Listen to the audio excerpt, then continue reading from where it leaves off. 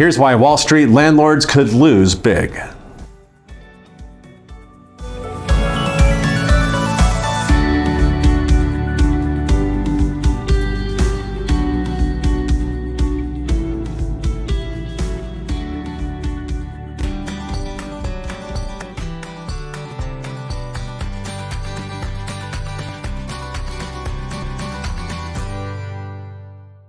Welcome to the Industry Leader Update. Institutional buyers of single-family homes are about to take a bath in red ink. Now, why should reverse mortgage professionals even care? Because institutional buyers have in part helped drive up home values since the pandemic, and soon they may be a major factor in several markets pushing down home values. Now, we're going to get to, in just a few moments, which cities stand to be impacted the most. Now, presently, several forces are converging to put the hurt on institutional landlords.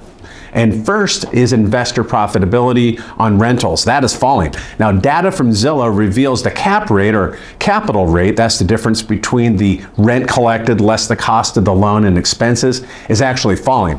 Now, much of the erosion of those profits of the cap rate can be attributed to increasing mortgage interest rates.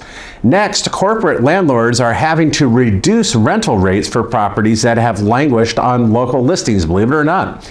Progress Residential, one of the nation's largest landlords, has just over 80,000 units, is just one corporation that's feeling the pressure of a faltering real estate market.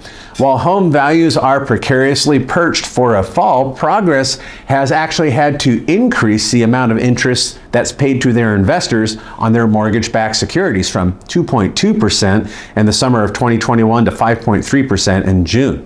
Now, Redfin reports that investors' home purchases have actually dropped 17% from their pandemic high, a trend the Real Estate Watcher expects to see accelerate. And these institutional investors have a huge market presence in several metros across the U.S.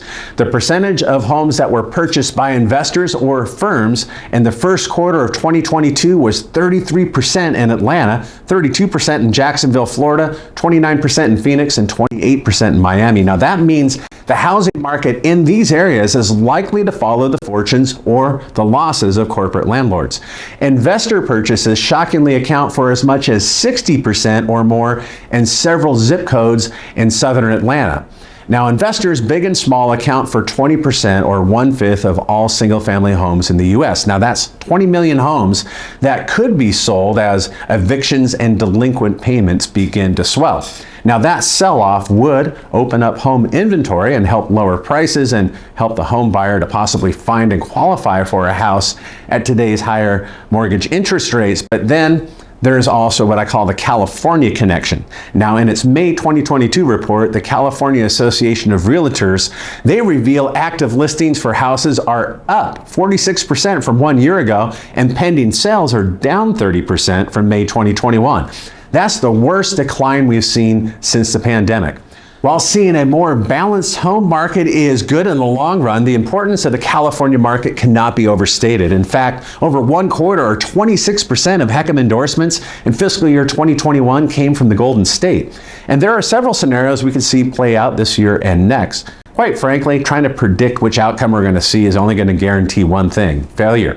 However, looking at the data, there are a few likely outcomes that we could expect. And one is that home prices will continue to drop as home mortgage rates climb, and investors are going to be selling off their inventory or getting out of the landlord business, and stagflation could set in. Now, in that ugly outcome, many older homeowners would actually find themselves with a limited window of opportunity to secure their current home value while interest rates are lower before they get priced out of a HECM eligibility. Now, a better case scenario, such as the one described by economist Mark Schneip at NORMLA's Western meeting, would see inflation actually peak but then begin to recede as part of a strong global economic recovery. In that scenario, interest rate hikes would eventually cease or even be curtailed, and that would help revive a weakened housing market. Now, which scenario is likely? I tend to lean on the advice to hope for the best and prepare for the unexpected. The bottom line is the housing market has benefited millions and millions of older HECM age-eligible homeowners, increasing their net worth, even as the stock markets and their investments fell. And that's good news because even when inflation eventually abates, the high prices are going to remain in most cases as our new normal or baseline of cost of goods and services. Now, what are your thoughts about the market, inflation, and what we could see as far as an economic outcome?